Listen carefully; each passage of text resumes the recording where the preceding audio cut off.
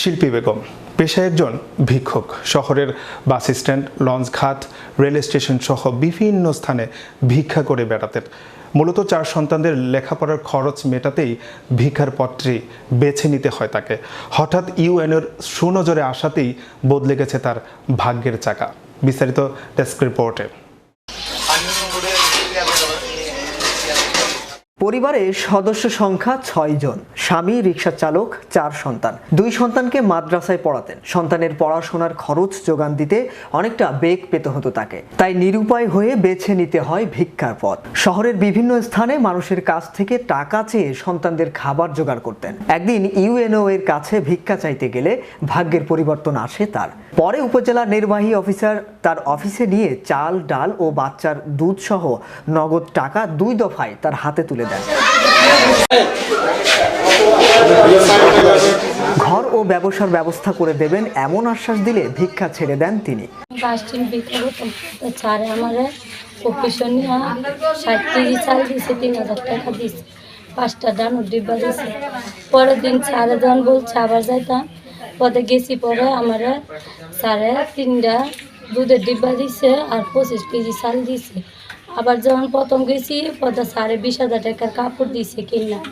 পরে আমার একটা থাই জায়গা নাই, পরে সারে বলছে তোমার আমি একটা ঘর দিই। এরপর কালিকা প্রসাদ সিদ্দিক চর এলাকায় আশ্রয়ন প্রকল্পে শিল্পী সহ একই দিনে প্রতিবন্ধী জাকির হোসেনকেও সরকারি ঘর উপহার দেন ইউএনও। এটাও হচ্ছে মাননীয় প্রধানমন্ত্রীর পক্ষ থেকে আপনার জন্য। আমি প্রতিবন্ধী মানুষ, মাঝিরবাদ পারামরা লুইছি, সার্ভিসছি, মানে আমার প্রধানমন্ত্রী টাকার জায়গা দিছে। আমি প্রধানমন্ত্রীরে ধন্যবাদ জানাই। মাননীয় সংসদ সদস্য পাবন ভাইকে আমি ধন্যবাদ জানাই। শিল্পীর 2 সন্তানকে স্থানীয় একটি মাদ্রাসায় ভর্তি করে দেওয়া সহ সকল খরচ বহন করবে উপজেলা প্রশাসন। মাননীয় প্রধানমন্ত্রী একটি বিশেষ উদ্যোগ হচ্ছে যে কেউ গৃহহীন থাকবে না। তারই ধারাবাহিকতা আমরা ভৈরব উপজেলা 160টি পরিবারকে মাননীয় প্রধানমন্ত্রীর পক্ষ থেকে আশ্রয়ন প্রকল্পের যে ঘর, সে ঘরগুলো উপহার দিচ্ছে। এবং আজকে আমাদের জন্য একটি স্পেশাল ডে এই জন্যে যে আমরা একজন প্রতিবন্ধী যুবক এবং একজন ভিক্ষুক মহিলাকে মাননীয় প্রধানমন্ত্রী আশ্রয়ন প্রকল্পে আমরা পুনর্বাসিত করতে পারতেছি। শুধু পুনর্বাসন প্রক্রিয়ার মধ্যে দিয়ে যাচ্ছে না, তারা যেন আর্থিকভাবে সচ্ছল হতে পারে এবং তারা তাদের পরিবারের সকল ভরণ পোষণ নিজেরাই বহন করতে পারে, তাদের সেই নিরাপত্তার ব্যবস্থাটা আমরা করতেছি।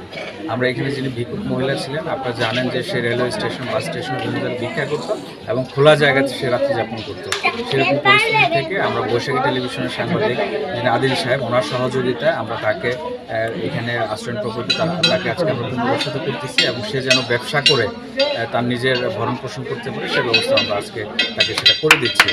এবং যেটা হচ্ছে যে 4টি বাচ্চাকে সে বিভিন্ন জায়গায় রাখতো। একটি বাচ্চাকে নিয়ে সে ভিক্ষা করতো, 2টি বাচ্চা এতিমখানায় ছিল এবং আরেকটি বাচ্চা তার বাবা মার কাছে সাভার থাকে। আমরা 4টি বাচ্চাকে এখানে নিয়ে আসতেছি এবং স্থানীয় যে মাদ্রাসা আছে আমরা তাদেরকে সেখানে ভর্তি করে দেবো। তাদের যে শিক্ষার যে ব্যয়টা সেটা আমরা উপজেলা প্রশাসনের পক্ষ থেকে বহন করব। মানবিক ইউএনওর এমন কর্মকাণ্ডে সন্তুষ্ট এলাকাবাসী। ঘর ছিল না, এখন মাননীয় প্রধানমন্ত্রীর উপলক্ষে আমরা একটা ঘর পাইছি। আমরা অনেক সুখী আছি। আল্লাহ দেখ ওনারা আরো অনেক দূরে করো। আমি আশ্রমের পাশে একটি ঘর থাকতাম, বান্ধা চালা ঘর। মানে আমি মাননীয় প্রধানমন্ত্রীর কাছে আমি অনেক খুশি।